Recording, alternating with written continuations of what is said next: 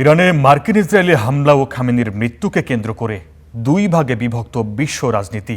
হামলার প্রতিবাদ জানিয়েছে রাশিয়া, চীন ও ব্রাজিল। বিপরীতে যুক্তরাজ্য, ফ্রান্স, ইউক্রেন সহ ইউরোপের দেশগুলো বরাবরের মতোই সমর্থন দিয়েছে যুক্তরাষ্ট্র ও ইসরায়েলকে।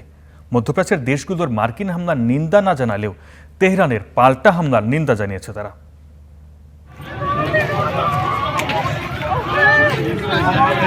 ایران یک فتح بزرگ کرد ইরানের উপর যুক্তরাষ্ট্র ও ইসরায়েলের যৌথ হামলা আর সর্বোচ্চ নেতা আয়াতুল্লাহ আলী খামিনিকে হত্যায় বিশ্ব রাজনীতি হাঁটছে আগের পথেই। ইরানের এই দুঃসময়ে পাশে দাঁড়ায়নি খুব বেশি দেশ। চীন ও রাশিয়া আর ব্রাজিল সহ কয়েকটি দেশ জানিয়েছে প্রতিবাদ। রাশিয়া এক বিবৃতিতে এ হামলাকে স্বাধীন রাষ্ট্রের বিরুদ্ধে পূর্ব পরিকল্পিত ও অপ্ররোচনামূলক সশস্ত্র আগ্রাসন বলে নিন্দা জানিয়েছে। মস্কোর অভিযোগ, পারমাণবিক কর্মসূচির অভিযোগের আড়ালে মূলত ইরানের শাসন ব্যবস্থা পরিবর্তনের চেষ্টা করছে যুক্তরাষ্ট্র ও ইসরায়েল। চীন বলছে, ইরানের জাতীয় নিরাপত্তা ও ভূখণ্ডকে সম্মান করা উচিত। ইরানের বিরুদ্ধে সামরিক হামলায় চীন অত্যন্ত উদ্বিগ্ন। দেশটির পররাষ্ট্র মন্ত্রণালয়ের এক মুখপাত্র অবিলম্বে হামলা বন্ধ করে আলোচনার টেবিলে ফিরে আসার আহ্বান জানিয়েছেন। ইরানে হামলার নিন্দা জানিয়েছে ব্রাজিলও।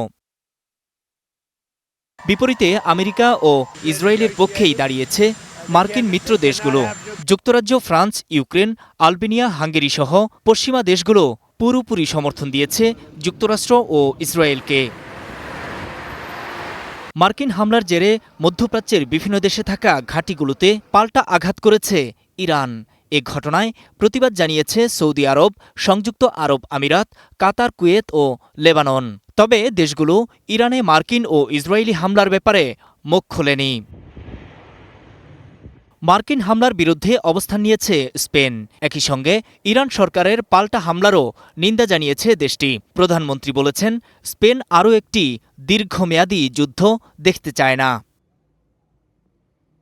এদিকে ইরান ও উপসাগরীয় অঞ্চলের সাম্প্রতিক ঘটনাবলিতে গভীরভাবে উদ্বিগ্ন বলে জানিয়েছে ভারত। সকল পক্ষকে সংযম দেখানোর আহ্বান দিল্লির। নূর মোহাম্মদ, স্টার নিউজ।